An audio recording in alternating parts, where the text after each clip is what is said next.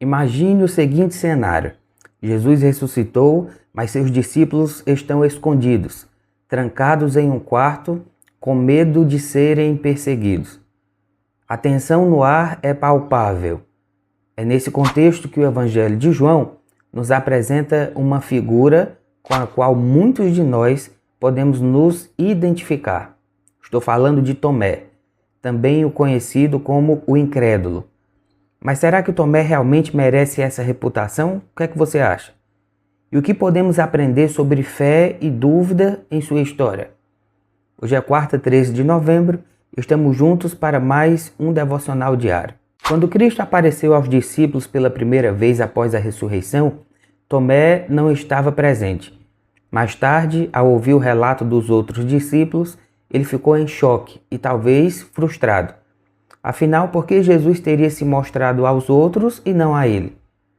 Tomé, em meio à dúvida e ao desespero, disse algo impactante: "Se eu não vir o sinal dos pregos nas suas mãos e não tocar com meu dedo, eu não crerei." Em outras palavras, Tomé estava colocando condições para que sua fé avançasse. Ele queria provas tangíveis antes de acreditar. Mas a dúvida de Tomé não é única. Vemos essa abordagem ao longo do Evangelho de João. Como exemplo, Nicodemos. Nicodemos, quando questionado sobre o novo nascimento, ele respondeu: "Como pode um homem nascer sendo já velho?" João 3, versículo 4. A mulher samaritana perguntou: "Senhor, você não tem balde. Como pode oferecer água viva?" João 4, versículo 11. E a multidão, após ser alimentada com pães e peixes, questionou: "Que sinal nos dará para crermos?" João 6, verso 30. Esse padrão de ver para crer é uma constante e uma realidade humana, que também se manifesta em nós. No entanto, Jesus vai direto ao ponto e desafia essa mentalidade. Em sua imensa graça, Jesus aparece novamente e dessa vez Tomé está presente. Com um convite carinhoso e direto, Jesus diz a ele: "Venha, veja e toque." Mas logo em seguida, Jesus nos dá uma lição poderosa: "Bem-aventurados os que não viram e creram." João 20, 29. Aqui Jesus enfatiza uma fé que transcende o que é visível, uma fé que confia mesmo sem todas as provas. Mas será que Jesus espera que creiamos sem nenhuma evidência? O que é que você acha? De forma alguma. Ellen White nos lembra que Deus nunca nos pede para crer sem dar evidências suficientes para a nossa fé. Caminho a Cristo, página 105. Temos a palavra de Deus, a criação ao nosso redor e nossa própria experiência pessoal com Ele. Isso faz toda a diferença. Os testemunhos abundantes da nossa fé em Jesus. Se alguém perguntasse por que você acredita em Jesus, qual seria a sua resposta?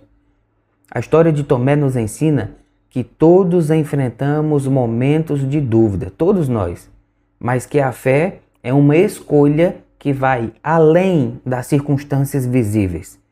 Como Jesus disse: "Bem-aventurados os que não viram e creram." Que essa também seja a nossa confiança, crer ainda que não vejamos, pois temos evidências suficientes para isso. E assim como Tomé, que nós possamos declarar com convicção: "Senhor meu e Deus meu." Que lição maravilhosa! Nesse momento você vai ficar com o hino da lição dessa semana. Logo após eu retorno com a meditação e a oração.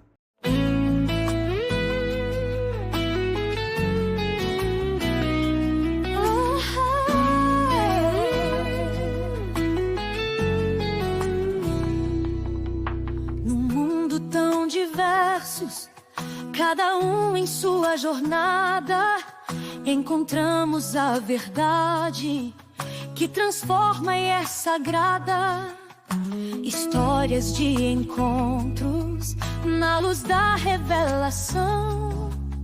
Jesus é o Messias, a nossa salvação.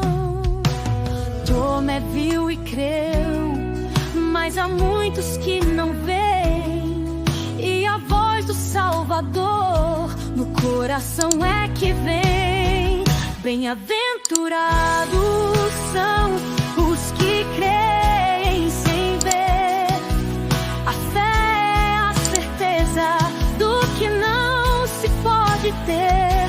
Unidos em Cristo, somos todos irmãos. Em cada testemunho, Ele toca os corações.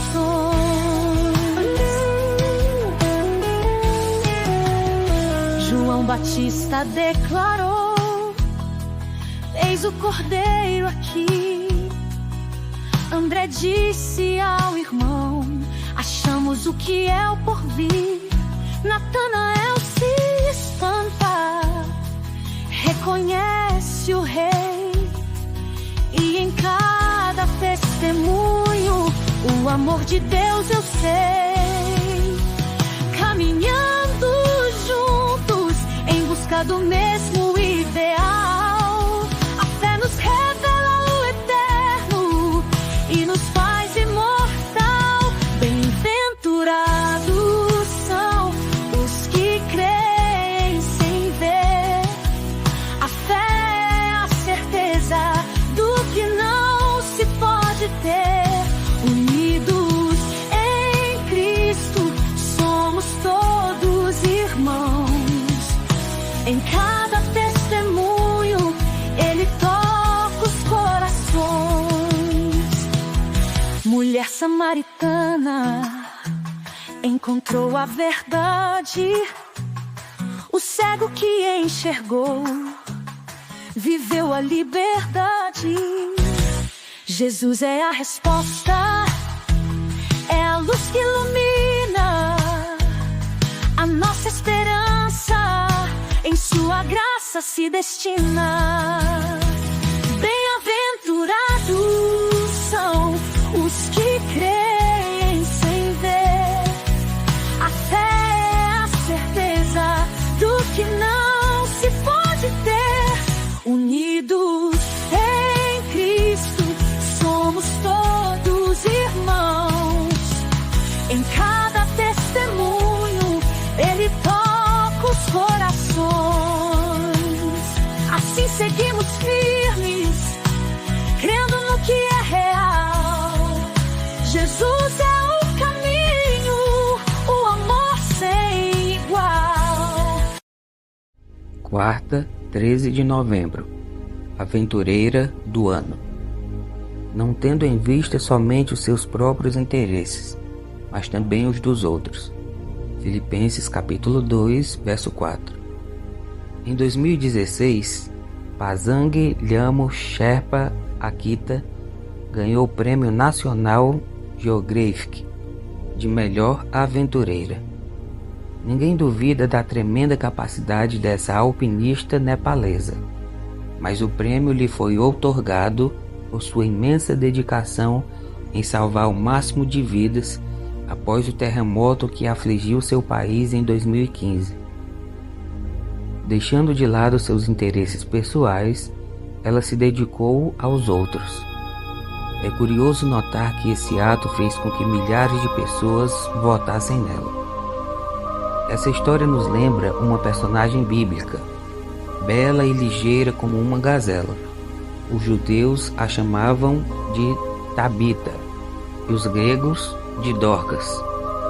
Era uma pessoa dedicada aos outros e não havia ninguém em Jope que padecesse de algo e não recebesse a atenção dela. Ela gostava de fazer o bem e de ser desprendida. Angariava recursos para dar esmolas aos marginalizados, às viúvas, aos órfãos e aos enfermos. Como sabia costurar, dedicava-se a fazer túnicas para as mulheres que haviam ficado sozinhas e não tinham meio de sustento. Mas Dorcas morreu. Parecia que essas ações ficariam apenas na memória de poucos e por pouco tempo. Mas não foi assim. Pedro soube do ocorrido e, depois de orar ao Senhor, trouxe-lhe de volta a vida. Algumas vezes me pergunto, por que ela? Não creio que fosse pelo muito que fez, mas pelo muito que ainda havia para fazer. Muitos dos que tinham recebido coisas materiais, ao vê-la de novo, decidiram aceitar o Senhor. Dorcas continuou beneficiando aquela gente. Dorcas representa um modelo de mulher daquela época que, do seu jeito, entregou a vida pelos outros. Pazang Lhamo representa o modelo de mulher da nossa época que, do seu jeito, continua entregando a vida pelos outros. Não importa os tempos nem os métodos, o que importa é o interesse em abençoar pessoas. O verbo ajudar é conjugado a partir do coração e passa pelas mãos antes de se converter em palavras. Em que projeto solidário você vai embarcar? Criar um ministério em sua igreja, ir para um país distante a fim de ajudar as pessoas, preparar comida aos necessitados, mandar uma mensagem inspiradora para os deprimidos? Lembre-se, não importam os tempos nem os métodos, o que importa é que Jesus esteja em seu coração. Como vimos, a meditação de hoje nos convida a fazer parte de algum projeto solidário. Vamos orar para que Deus possa nos usar? Senhor nosso Deus, o maior projeto solidário que existiu foi o Evangelho. Jesus descendo para morrer por nós na cruz do Calvário, ressuscitar aos céus e continuar intercedendo por nós. Nós acreditamos que Jesus vai voltar. Enquanto Jesus não volta, que a nossa vida seja fonte de bênçãos para as pessoas que precisam aqui na terra. Que a gente venha se envolver em algum projeto solidário para ajudar o próximo. Um bom exemplo é a ADRA da nossa igreja. Que o Senhor nos use conforme a tua vontade e nos abençoe no dia de hoje. Em nome de Jesus nós oramos. Amém. Filho e filha de Deus, que você possa curtir o vídeo, se inscrever no canal se não é inscrito, ativar as notificações e compartilhar essa mensagem com as pessoas que precisam ouvir a voz de Deus. Amanhã a gente se encontra na próxima lição. Deus abençoe.